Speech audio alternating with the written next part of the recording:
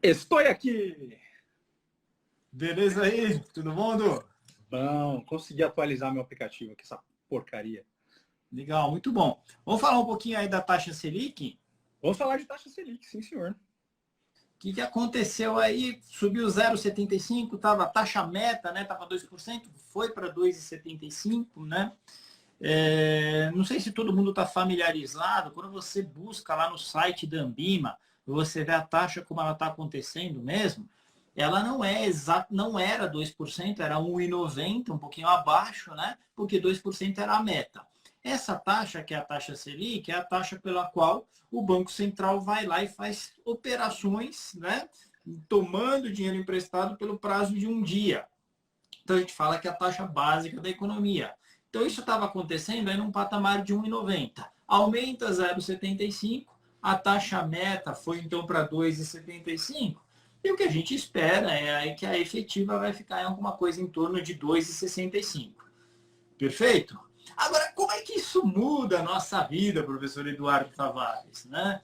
O que você viu aí do comunicado do Bacen que você achou interessante? Fala um pouquinho aí de algumas coisas, eu falo também, a gente vai tocando aí o barco. Beleza. É sempre bom, né, ler o comunicado, porque o Banco Central, assim como acontece nos Estados Unidos, né, a moda foi criada lá, mas é uma coisa boa, né?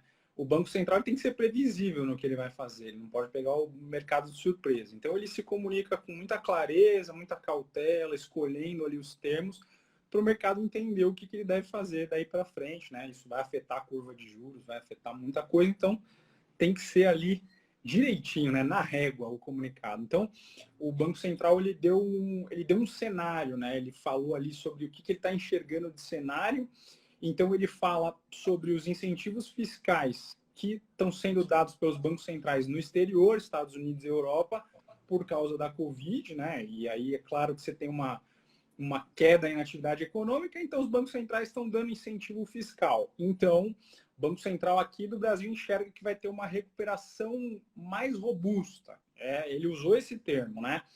E, portanto, deve ter um aquecimento da economia. Isso, de alguma forma, deve acabar se refletindo, claro, em inflação. Aí o Banco Central enxerga que os estímulos monetários aí vão ter uma duração um pouquinho mais longa, né? Então, você tem já uma primeira preocupação aí.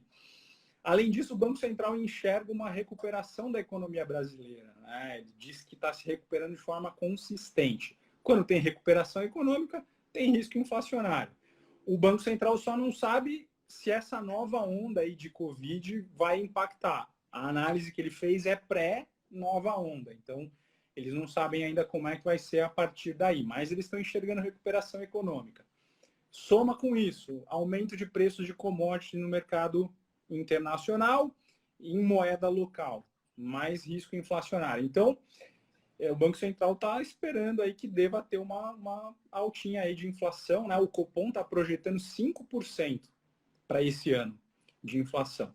E o Focus, né, que é aquele boletim que reúne ali as projeções do mercado, dos dealers, né, dos principais economistas aí do mercado, está projetando 3,5%. Então o Copom parece pessimista e mais pessimista do que o mercado. Então por isso que ele deu essa pancada logo, aumentando 0,75, né? Eles disseram no comunicado que não é mais hora de um estímulo extraordinário. Esse estímulo quer dizer deixar a taxa baixa, né? Então eles acharam melhor agir rápido porque para que o efeito observado na economia também venha mais rápido, né? Então deram essa pancadinha aí para cima. Então, o que teve de interessante aí no comunicado foi isso. Tem que ver como vai ser a ata na semana que vem. E quando você fala 5% que o Copom estima, é a taxa que a taxa deve estar em 5% ao ano no final do ano, é isso? Deve bater 5%, fechar o ano em 5% IPCA, é isso aí. Legal. Ao que parece, o mercado gostou de uma alta um pouquinho maior do que o previsto, né? Uhum. Então, a gente teve o mercado reagindo bem à alta, né?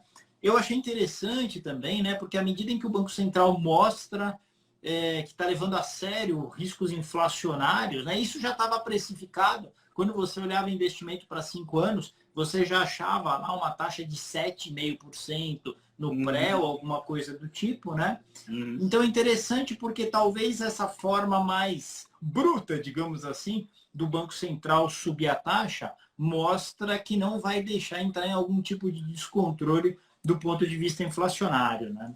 É isso aí. E assim, é sempre uma medida que as pessoas não gostam muito quando tem aumento de juros. Claro que nem se compara quando a gente tinha 2 dígitos.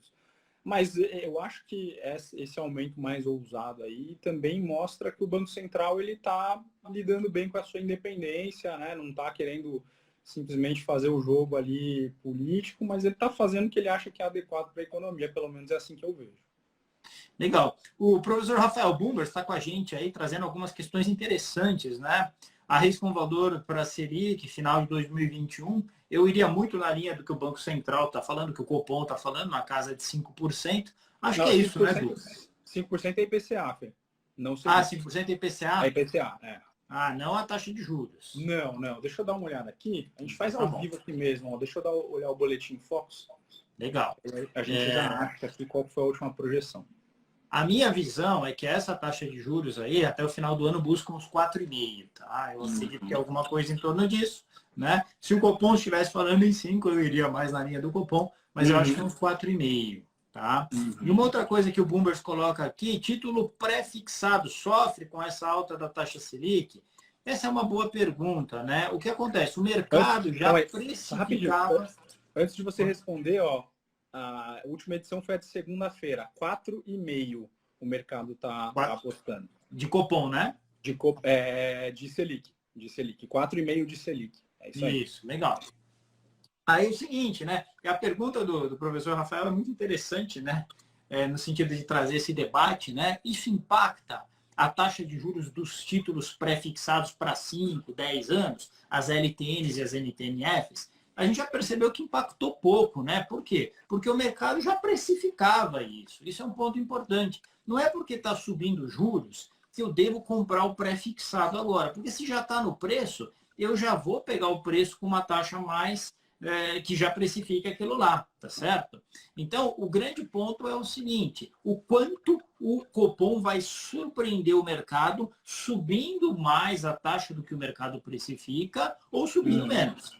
Se você acredita que o Copom vai subir menos a taxa do que o mercado precifica, é hora de ir lá e comprar o pré. Se você acredita que o Copom vai subir de forma mais agressiva, aí não, aí o negócio é ficar no pós-fixado, né? É isso aí.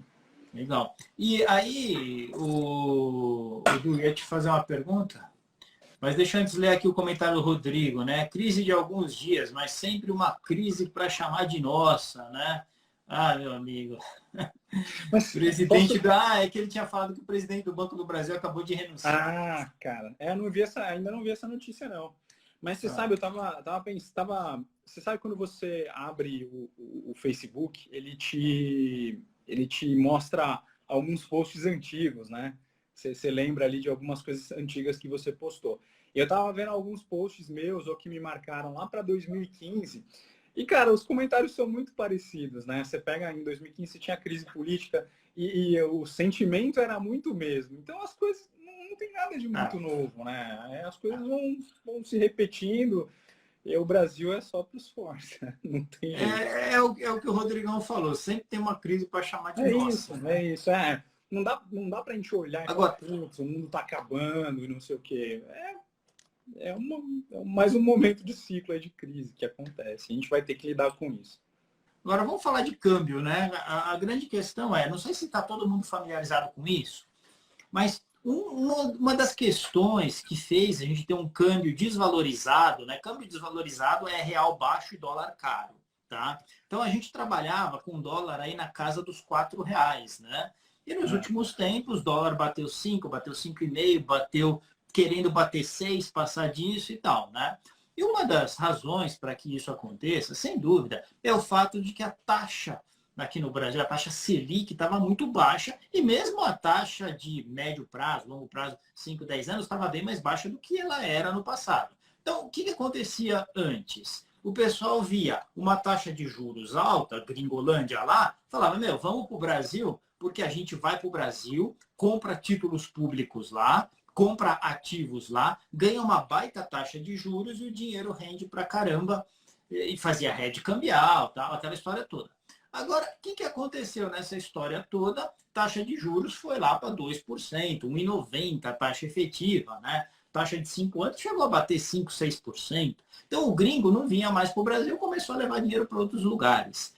Quando você tem uma saída de dólares do país, o que acontece? A taxa de câmbio, ela se desvaloriza, né? Ou seja, o dólar se valoriza, né? Por quê? Porque não vem dólares, vai dólar embora. Pela lei da oferta e demanda, tem pouca oferta, muita demanda de dólar, o dólar fica caro aí na casa de 5,5 e 6. Aí o que acontece? A gente acabou de ver que aumentou a taxa de juros de 2 para 2,75.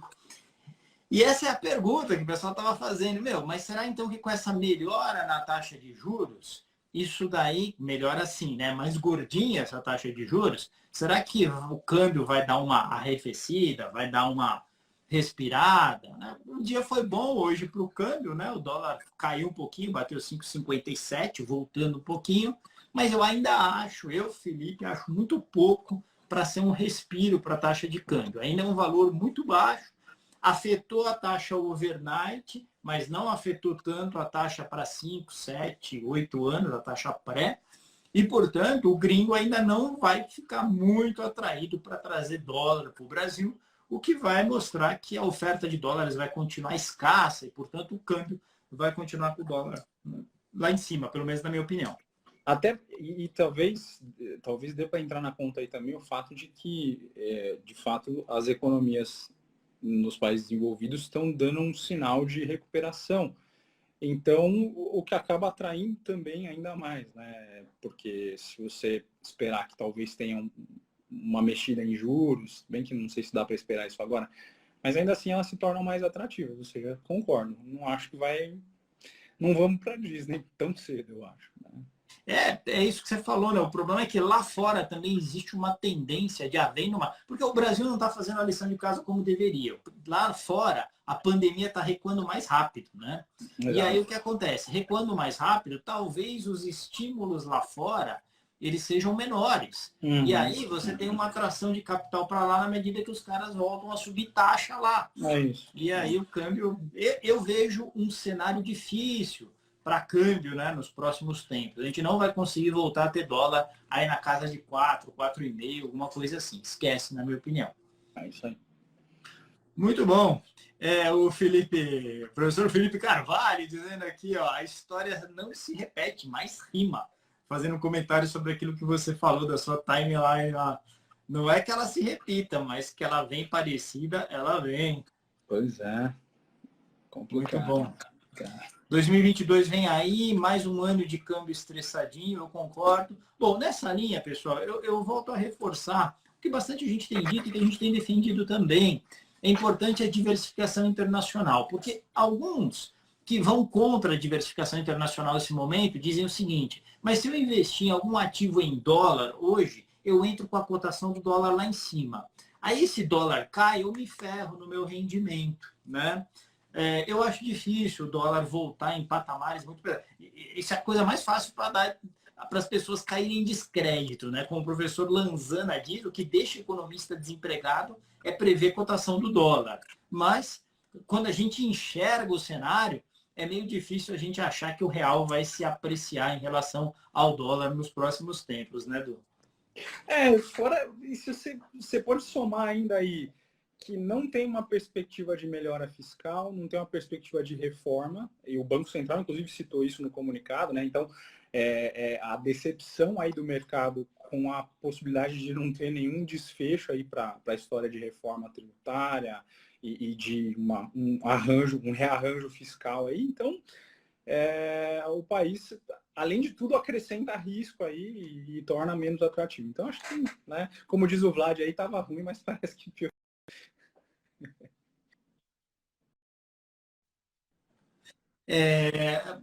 Legal que o nível aqui está altíssimo, né? Pergunta da professora Cíntia, olha só. Brandão renunciou à presidência do Banco do Brasil, o Gumbers tinha falado, o Rodrigo também. Como isso pode impactar o mercado? Já está precificado? Olha, para mim,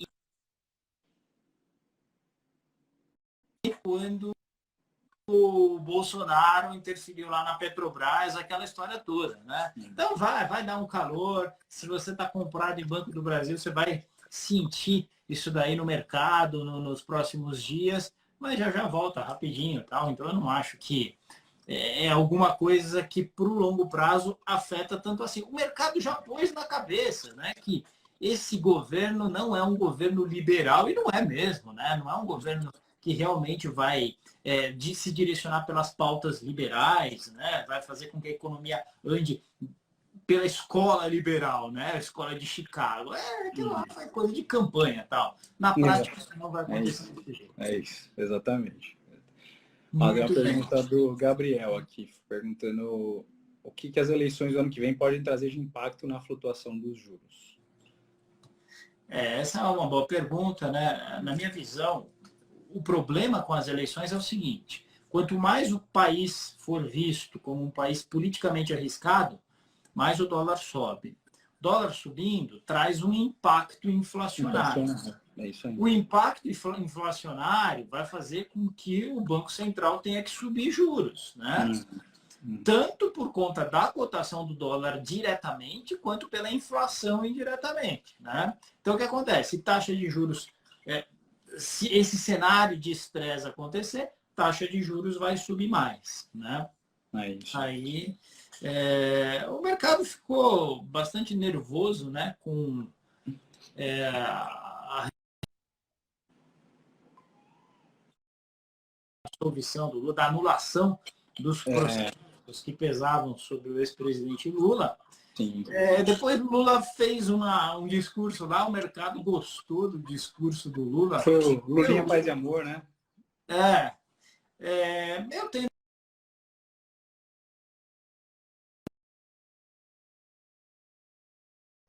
trazer. Se preparem para a volatilidade do mercado aí nos próximos dias. Exato. Eu acho que eu acho que o que vai acontecer no ano que vem vai ser pior do que aconteceu em 2018, eu acho. Porque você tem uma polarização que vai ser ainda mais extrema, porque você não vai ter um Haddad concorrente, você vai ter o Lula, né? A personificação da oposição ao Bolsonaro. Então, o nervosismo vai ser ainda maior. E, putz, vai ter dia que o Tesouro vai suspender a negociação. Isso aí vai ser normal no que vem, né? Não tem muito como fugir disso, a não ser que surja uma terceira via aí mais equilibrada, com chance de chegar. Do contrário, vai ser essa briga até a segunda-feira depois das eleições. Eu imagino que os 3 players que a gente vai ter para a corrida presidencial, nada mudando do ponto de vista de justiça, né? Vai ser Bolsonaro, Lula e Dória, né? O Dória seria essa terceira via. A gente sabe que o índice de rejeição do Dória é grande também. Então, vai passar muita água debaixo da ponte ainda.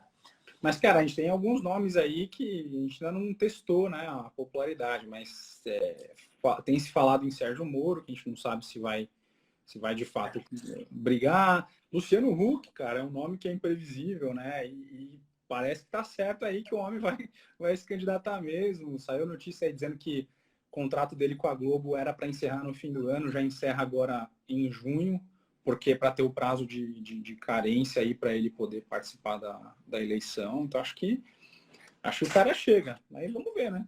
Vamos ver como é que Vamos falar de uma outra coisa, acho que a última pauta antes da gente terminar, como é que mudam os investimentos, né? Então o pessoal já estava lá com carteira montada, né? Bastante gente indo para renda variável, mas sem tanta sede ao pote, porque afinal de contas, renda variável tem os seus riscos, né? E com aquela incerteza que a gente via, interferência na direção das estatais e tal, ficou muito difícil de se romper os 120 mil pontos lá na renda variável, né? Aí o pessoal estava com alguma coisa em renda variável, o pessoal em fundos imobiliários, né? O pessoal pondo lá um CDB de 5 anos aqui, um pré-fixado, uma NTNF, um LTN para 5, 10 anos, e um Tesouro IPCA, né? Estava em carteira também, né? Agora, a grande pergunta é, muda alguma coisa, né? Interessante, né? Você tinha um CDB de 5 anos, de bancos não tão grandes assim, você estava conseguindo uns 300 do CDI, né? Quando eu digo 300 do CDI, quem fechou no pré estava com uma taxa de uns 7%, com o CDI rodando a 2%, você estava com 300, 400 CDI. Agora vai rodar 200 do CDI, que caiu pela metade quase, né? Metade não digo, mas caiu aí um terço, mais ou menos, né? Então, na prática, eu não vejo grandes alterações. Então, no balanceamento de carteira, aquela reserva de emergência agora vai ser menos comida pela inflação. Então, ela vai se desvalorizar menos, porque, afinal de contas, vai render agora, coloca lá num CDB liquidez diária, vai estar rendendo a uma taxa de uns 2,65 ao ano. Antes estava em 1,90. Inflação rodando na casa dos 4, está perdendo menos dinheiro do que perdia antes. Mas, por enquanto, poucas diferenças em relação ao que era, certo? Isso aí, exatamente. E de carteira de longo prazo também não mudou muito, né? Talvez tenha mudado, talvez tenha criado mais apetite pelo pré, né? De médio, de longo prazo, no sentido de que já que o Banco Central vem forte, aumentando 0,75, esses caras vão controlar a inflação rapidamente. Então a gente corre menos risco de ter inflação, de ter taxa Selic de 2 dígitos na casa de 14,25, na casa de outras loucuras como a gente já teve no passado, né? É isso aí. Muito bom. Rodrigão, aqui é hora de chutar o viés emocional de status quo e começar a se programar para 2022. Isso aí é com você, Tavares. Ele falou status quo. Eu acho que não só 2022, acho que tem que chutar o viés do status quo a partir de agora, pensando aí para o resto da vida, né? Porque você precisa avaliar a situação que você está que tá presente ali, o que dá para fazer e fazer de fato, né? Não ficar acomodado ali. Status quo é um viés que não é bom, pensando em nenhuma escala de prazo é boa para ter viés de status quo. É sempre bom fazer rebalanceamento, olhar, ver como é que está a situação, é isso. O Gabriel tá chateado, porque mesmo depois do Covid, da pandemia, né, se terminar logo esse treco da pandemia, vai ser muito complicado viajar para a Disney com o dólar nesse patamar aí, já que a gente não vê perspectiva de recuo no câmbio. É isso, não, sem Disney, cara. É o que o Paulo Guedes falou lá no começo, né? O pessoal criticou ele lá, que ele falou que até empregado estava indo para Disney. Falou, boca grande, né? Enfim. Não. Mas... Os caras tecnicamente falam, falta um pouco de jeito, né, para expor exato. Esse tipo de coisa você não fala, mas enfim. Mas a coisa vai ficar feia. O brasileiro médio não vai ser a farra que foi em 2007 até 2011, 12 ali, não. Infelizmente, não vamos ver isso por muito tempo. É isso aí. Bom, então, pessoal, acho que tem um ponto importante também, né? Eu não sei se vocês todos estão familiarizados com isso, mas quando tem gente que está deixando reserva de liquidez, reserva de emergência, no Tesouro Selic, né, na LFT. E o pessoal se esquece que tem uma taxa de custódia lá que semestralmente vai lá e rapa 0,25 ao ano, né? 0,25 ao ano não parece muito, mas com a Selic a 1,90, cara, 0,25 ao ano é uma rapada boa. Com a Selic a 2,65, que é o que ela vai rolar agora, e o impacto é menor. Então vai ficando mais atrativo agora o Tesouro Selic à medida que isso acontece. Acho que esse é um ponto interessante. Nesse aspecto, se você achar um CDB que está pagando bem aí, vale mais a pena, né? Porque você não vai ter essa taxa, o imposto vai ser o mesmo. Sempre lembrando de, quando for contratar o CDB, parece algo básico, mas fique esperto, tem que ser um CDB com liquidez diária para você fazer reserva de emergência. Aquele dinheiro que, se você precisar, você consegue sacar. Exatamente, é isso aí. Ficar esperto lá. Mas é fácil de achar essa informação também. Você vai lá no site da corretora, tá lá bem, bem fácil. Beleza, galera. Obrigado por prestigiarem a gente. Não vi nenhuma outra pergunta aqui que vale a pena a gente discutir. Manda aí, quiserem. Pode de futebol. Não, futebol não fala. Pandemia tá feio o negócio, né? Então os números eles continuam bastante alarmantes, tá certo? Então isso é um treco aqui que para o Brasil tá pesando muito, né? Então vamos fazer a nossa parte aí, tentar se cuidar, tentar realmente manter na medida do possível, né? A gente, sem discurso hipócrita, a gente sabe que tem gente que precisa realmente ir trabalhar e tal, mas aqueles que não precisam, no sentido de poder trabalhar em casa, que façam isso, gente, porque a coisa tá feia por aí. Verdade. E se tem alguém aí estudando para certificação, principalmente CFP, né, que tem poucas provas por ano, eu acho que o Felipe concorda comigo, se a gente tivesse que apostar nosso cabelo, a gente apostava que vai ser cancelada. Aguarde notícias aí da Planejar na próxima segunda-feira, enfim, eu acho que vem um cancelamento aí. O Bumbers está falando para a gente falar de lutas. Eu descobri que o professor Rafael Bumbers é ninja, cara. Como é que é a luta lá que ele faz, cara? Como é que chama? Rápido, né? Não é eu rápido. sou rápido, fui. Entendeu? Que infame. Meu Deus. O Jean Restani está aí. Só nos resta falar do Jean Restani, se é que você me entende. Quando começa assim é porque é hora de parar, né? Então tá bom. Ó, Rapkido. Rapkido. Rapkido, amigão. Você é louco. O Bumbers falou pra gente depois tirar uma competição. A hora que a pandemia passar, eu vou com o meu Krav Maga e ele vai com o Rapkido. Aí eu falei, pô, se a gente fizer isso, tem que chamar uma ambulância do SAMU lá pra ficar na porta. Né? Dali os dois direto pro pronto-socorro. Vamos que vamos. Tem uma pergunta interessante aí do Rafael Queiroz. Quando o financiamento de imóvel é atrelado à TR, ele é impactado com o aumento da Selic? Ele é impactado, mas só se as taxas estivessem mais altas, tá? Por quê? O cálculo da TR ele é feito com base em um deflator em cima das operações com títulos pré-fixados. Mas a taxa está bem magrinha desses títulos pré-fixados. Se estivessem maiores, aí poderia impactar. Mas nesse patamar que está, a TR vai continuar aí no nível próximo a zero. Agora, se o seu financiamento for indexado a Selic, como tem alguns aí mais recentemente andaram lançando, aí naturalmente vai ser impactado. O meu, por exemplo. Mas tudo bem. Segue. Era a única opção que eu tinha, mas eu financiei pouco, então tá tudo bem. Então tá bom. Gente, vamos ficando por aqui. O Rodrigão, pô, a próxima live a gente vai fazer com o Rodrigão. O Rodrigão tem piadas infames igual nós. Por favor, né? Porque só a gente passando vergonha gratuita aqui também não dá, né? Valeu, galera. Grande abraço. Du, obrigado aí. Tamo junto. Até mais. É nóis. Até mais, galera. Tchau. Valeu. Tchau, tchau.